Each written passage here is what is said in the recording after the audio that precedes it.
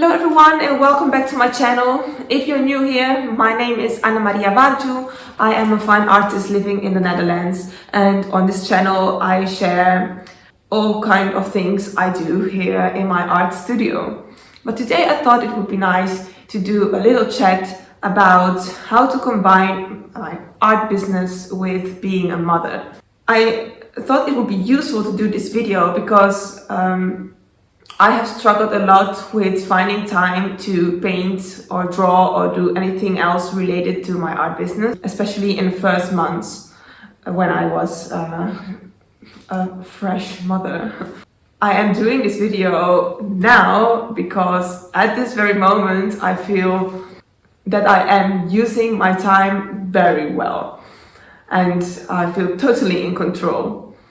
So this is the right moment to explain to you how I came to reach this state of being and what struggles I went through. When I was pregnant with Ephesio, I was always saying, well, now I don't want to paint. I was not inspired to do anything except for my watercolors. So I didn't touch my oils for a very long time. And I said, when I have the baby, I will paint again. And everybody said to me, well, you won't have any time. And I said, what are you talking about? I always have time to paint. When Ephesio came, I didn't feel like myself at all. And I didn't have time or room in my mind to paint. I had become a mother and I felt only a mother and a milk machine. So I was constantly with Ephesio and I like that. I didn't want to paint except for a few watercolors I did when he was asleep. I could not imagine that any mother would want to leave their child to go to work. And that sounds a bit silly right now because I enjoy my days here in my studio very much. But at that time, I just didn't want to do that. And I think it was when Ephesio was 5 months old that I had to participate to a TV program, and for that I had to go all the way to the other part of the Netherlands, and it was a very long drive and I couldn't possibly bring Ephesio. So before that day I didn't want to pump any milk. I thought, I'm not a cow. I want to breastfeed Ephesio the whole time. He has to be near me. But of course, if I would have to leave to the other part of the Netherlands, I would have to pump some milk. And I got used to that. And when the day came, I had to leave Ephesio with his grandmother. I started to cry. I thought, oh no, I'm leaving my darling child behind. Oh, I'm such a bad mother. But the reality was that day I didn't think of Ephesio one single moment because I was busy the whole time. Anyway, this brings me to the first advice for those mothers who are struggling to find time to do something. Learn to let go. So that day was the first day for me. I learned to let Ephesio go. And at the end, it turned out that he had a great day. Yes, he cried a bit, but it was not a catastrophe as I thought it would be. And being used to pump some milk, I also thought that maybe it would be a wise decision to go to my studio even once a week for a start. And I started doing that, and right now I have, but it took me a long while, let me tell you, it took me a very long while to get to this point. Right now I have 3 days a week I go to my studio, and I know I am in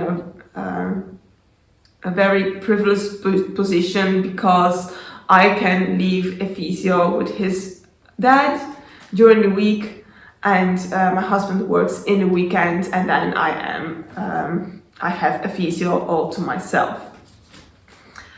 So learning to let go was a very difficult step for me, but right now it feels like I am myself again. Second point is be kind to yourself. So when you're a mother, every mother knows you can be tired a lot of the time. And it can be so much work that at the end of the day you're exhausted. Not in a bad way again, but just you want to go to bed. I always go to bed at 10 o'clock in the evening because after that I would fall asleep spontaneously on the floor, I think. Still, some days I feel like I have to do a lot, but I am just too tired. And in those cases, I say to myself, just take a break and chill. Enjoy being with a physio, play together, go for a walk, but do what you like. To you also, be kind to yourself. Don't be too hard on yourself. You don't have to do as much as you did before you had a child. By being kind to myself, I'm also being kind to a physio and my husband, because if I would do too much, I would be stressed out and annoying and complaining the whole time. So not a nice person to be with. Third advice is use your time wisely. So I just said don't do too much. In the first months, I usually went to sleep with a physio.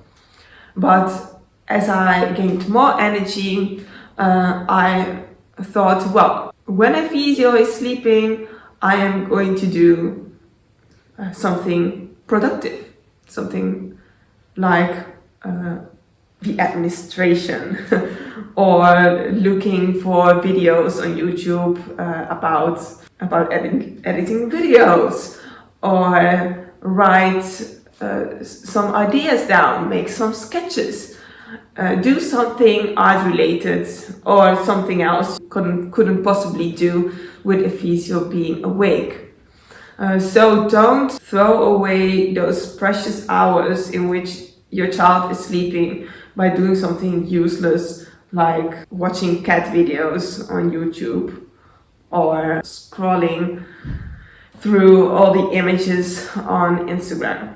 And when your child is awake, do something you can do together. So I always like to cook together with a physio, not that he is of any help, but I put him in his chair near the table where I'm chopping the vegetables, and I give him something to do, like reordering some elastics in a glass jar. Something else he also likes a lot is when I'm doing the laundry. He can always help handing me over something to put in the washing machine. My last advice is enjoy your new life. Enjoy how rich your life has become. I remember that when I was not a mother and I went to my art studio, I would sit there sometimes even for an hour not doing anything or thinking, what should I do? Should I do a still life? Or should I do another self-portrait out of boredom? I would not find the right state of mind to do anything, maybe because I had so much time. And right now, when I am in my studio, I'm like, I know exactly what to do. I grab my brushes, I go to work, and I don't even feel like taking a break. I'm so very much inspired lately, and that is because my life has become so rich. This is the right moment to be creative. And at home, I also have a purpose all the time. Before a physio came in our lives, I very often looked for something useful to do every day. And now I don't need to look for it. I just know what to do. So enjoy being together with your son, and also enjoy what being a mother has meant for your artistry. So before I was pregnant with a physio, I was always exclusively painting from life. And when I was pregnant, I suddenly felt that my imagination was trying to get out of my head onto the paper.